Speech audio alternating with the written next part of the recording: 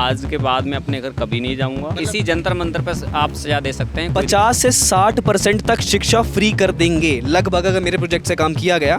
और अगर ऐसा नहीं होता है तो मुझे फांसी दे देना, मुझे 10 दिन हमने ना खाना खाया है, ना ही हमने बात की है किसी से, और ना ही हमने अपना सेल फोन यूज़ किया है। डिग्री अभी तक नहीं मिली है। मैंने जॉब कर लिया, बिजनेस कर लिया, डिग्री मेरे पास आज भी नहीं है। ये तो फिर सिस्टम के ऊपर चांटा है। उस समय पे मेरे पिताजी ने लगभग 1.5 से 2 लाख रुपए मतलब लोन पे लिया था। आज भी वो लोन 5 लाख रुपए की आज जो है मेरे पिताजी के ऊपर बरकरार है। नमस्कार दोस्तों, मैं हूं देवांश शर्मा, आप देख रहे हैं पब्लिक संपर्क। मैं मौजूद हूं जंतर मंतर पे और हमने यहाँ के काफ़ी सारे स्टूडेंट से बात करी है, अभिजीत दिपके से बात करी है और ना जाने ऐसे तमाम लोग हैं जिनकी अपनी अलग अलग राय है इस प्रोटेस्ट को लेकर। तो आइए, मुझे एक बहुत ही इंटरेस्टिंग टॉपिक मिला। मैं जब इनसे बात कर रहा था तो इन्होंने बोला है कि मैं उम्मीद करता हूँ कि इस देश में शिक्षा व्यवस्था, शिक्षा प्रणाली मुफ्त कर दी जाए लोगों के लिए। तो आइए इस पे बात करते हैं। आपका नाम क्या है? सबसे पहले मुझे अपना नाम बताइए। बहादुर सिंह सर। बहादुर सिंह जी, ये जो आपने जो आइडिया निकाला है, ये आपने अकेले बैठकर निकाला है, आपकी टीम ने निकाला है? कौन कौन लोग हैं आपके साथ? सर मैं मतलब 2 साल से सफ़र अकेला ही कर रहा हूँ। बाकी एडवाइस के लिए कुछ सीनियर हैं जो कि मुझे गाइड करते रहते हैं, बट सफ़र मैं अकेला ही कर रहा हूँ। तो पहले मुझे अपने प्रोजेक्ट के बारे में बताइए कि इस प्रोजेक्ट के अंदर आपने जो मुफ्त शिक्षा का जो अपने हिस्सा जोड़ा है अपने इसके प्रोजेक्ट के अंदर, ये क्या है? देखिए सर, ऐसा है ना कि प्रोजेक्ट एक ऐसी चीज़ है कि जिस पे व्यक्ति 2 साल से काम कर रहा है, और अभी अगर मैं न्यूज़ पे अनाउंसमेंट कर दूंगा तो मेरा काम करने का क्या मतलब रहा। दूसरी चीज़ ये है कि देखिए जैसे अभी भारत के अंदर जैसे अभी शिक्षा का जो स्तर डाउन होता जा रहा है ना, उसको बेहतर करने के लिए मैं पूरी जिम्मेदारी ले चुका हूँ। मैं अपने घर को छोड़कर त्याग कर मैं आ चुका हूँ। आज के बाद मैं अपने घर कभी नहीं जाऊँगा। मेरे घर वालों को अगर मेरे से मिलना होगा, जहाँ भी मैं हूँगा वो वहाँ पे मेरे से आके मिल सकते हैं। ये मेरा प्रण है। यहाँ से जाने के बाद मैं अपने घर नहीं जाऊँगा। जनता के बेस पे है।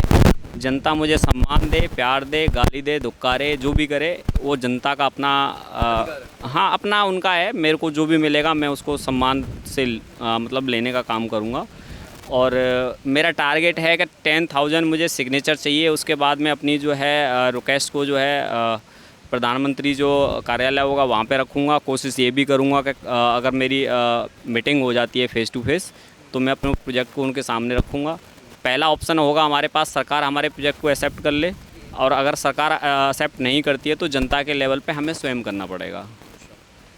तो मैंने आपके इसमें पढ़ा कि आपने 50 से 70% इस शिक्षा प्रणाली को मुफ्त करने का आराम से हो जाएगी। प्रेशर नहीं पड़ेगा गवर्नमेंट? कुछ भी नहीं। जैसे कि आज हम देख पा रहे हैं कि इस देश में एजुकेशन सिस्टम एक सबसे बड़ा प्रॉफिटेबल एक मार्जिन कह सकते हैं, जहाँ पे सबसे ज़्यादा प्रॉफिट छापा जा रहा है। मतलब स्कूल हो सकते हैं, कॉलेज देख लीजिए। तो सरकार जानबूझ के खुद ही नहीं करना चाहती है ना। आप सरकार की गलती। आपको क्या लगता है पेपर लीक होते हैं? पेपर लीक नहीं होते हैं, पेपर लीक कराए जाते हैं। एक बार गलती होती है, अगर कोई भी सिस्टम में हम मानेंगे कि गलती हो गई, 2 बार होता है तो मानेंगे हो गया, गलती हो सकती है। पर 91 बार या 90 बार अगर वही सिस्टम दोहराया जा रहा है तो इसका मतलब ये है कि वो पेपर लीक हो नहीं रहा है, पेपर लीक करवाया जा रहा है। शिक्षा को बिजनेस बना दिया गया है। आपने लिखा है कि 10 दिन की हंगर स्ट्राइक कंप्लीट। हमें आज 13 डेज हो चुके हैं, जिसमें 10 दिन हमने ना खाना खाया है, ना ही हमने बात की है किसी से, और ना ही हमने अपना सेल फ़ोन यूज़ किया है। 11वें दिन से हम बात करने लगे हैं, वो भी तब करने लगे हैं मीडिया बंधु ने हमसे रिक्वेस्ट किया, हमारे साथियों ने रिक्वेस्ट किया कि जब आप इतना बड़ा मिशन लेके चल रहे हैं तो आप अपनी बात को ही नहीं पहुंचाओगे या अपनी जो संदेश है उसको जनता के सामने नहीं रखोगे तो क्या मतलब है आपका इतना मेहनत करने का। देखा है कि आप अलीगढ़ से आए हैं यहाँ पे? जी सर, अलीगढ़ से, यूपी से। यूपी अलीगढ़ से आए हैं यहाँ पे। तो आपका ये जो कॉन्सेप्ट है, आपके इस कॉन्सेप्ट के पीछे कुछ ना कुछ पर्सनल ओपिनियन भी रहा होगा कि मैं ये क्यों चाहता हूँ, मैंने इस चीज़ की शुरुआत क्यों करी है? हाँ, इसकी एक वजह रही है। जितना मैं अपनी एजुकेशन चाहता था, करना चाहता था, वो मैं कर नहीं पाया। उसमें वजह ये रही कि मैं वैसे अच्छी एजुकेशन है मेरी, बीएससी इन एनिमेशन किया है मैंने, और योगा में भी मैंने 1 साल का कोर्स किया है। और मैंने जब बीएससी एनिमेशन किया था तो 3 ईयर का मेरे पास जो मार्कशीट जो होती हैं वो मेरे पास अवेलेबल हैं, क्योंकि 2 ईयर का जो फ़ीस था वो मेरा सरकार की तरफ से आ गया था। 3 ईयर का फ़ीस जब आना था तो वो नहीं आया। मार्कशीट मिल गया पर मेरे को डिग्री अभी तक नहीं मिला है। डिग्री अभी तक नहीं मिली है? नहीं मिली है, क्योंकि पैसे ही नहीं हुए मेरे पास उतने। वही मेरे साथ योगा में हुआ। योगा मैंने पूरा सीख लिया, योगा मैंने लोगों को सिखाना स्टार्ट कर दिया, बट डिग्री मेरे पास आज भी नहीं है। और मैंने जॉब कर लिया, बिजनेस कर लिया, डिग्री मेरे पास आज भी नहीं है। ये तो फिर सिस्टम के ऊपर चांटा है। अब क्योंकि जब मैंने बीएससी इन एनिमेशन किया था तो उस समय पे मेरे पिताजी ने लगभग 1.5 से 2 लाख रुपए मतलब लोन पे लिया था। आज भी वो लोन 5 लाख रुपए की जो है मेरे पिताजी के ऊपर बरकरार है।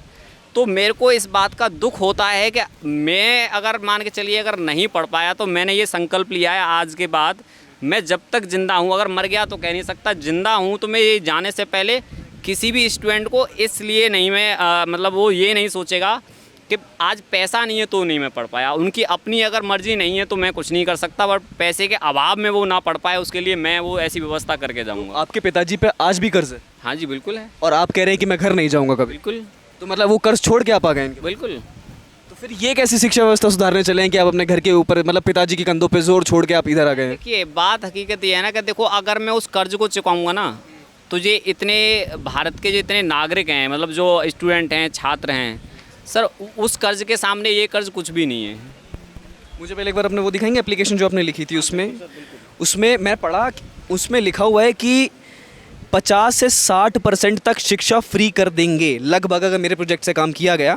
और अगर ऐसा नहीं होता है तो मुझे दे देना, मुझे जिंदा देना, मेरा ये यही लिखा है। सहमत हूँ सर मैं पूरी तरह से, पूरी बात से सहमत है आप? बिल्कुल 100%। इसी जंतर मंतर पर आप सजा दे सकते हैं, कोई दिक्कत नहीं है और मैं खुशी से स्वीकार कर लूँगा। मतलब आप ये सारे सब स्वीकार कर लेंगे? बिल्कुल बिल्कुल सर कोई दिक्कत नहीं तो है। आपका प्रोजेक्ट आपको अपने प्रोजेक्ट पे इतना भरोसा है कि ये सब फ्री हो सकता है? सर बिल्कुल श्योर हैं आप? बिल्कुल। अरे सर सरकार नहीं करेगी तो मैं स्वयं करके दिखाऊंगा, मैं तो सरकार के भरोसे भी नहीं हूँ।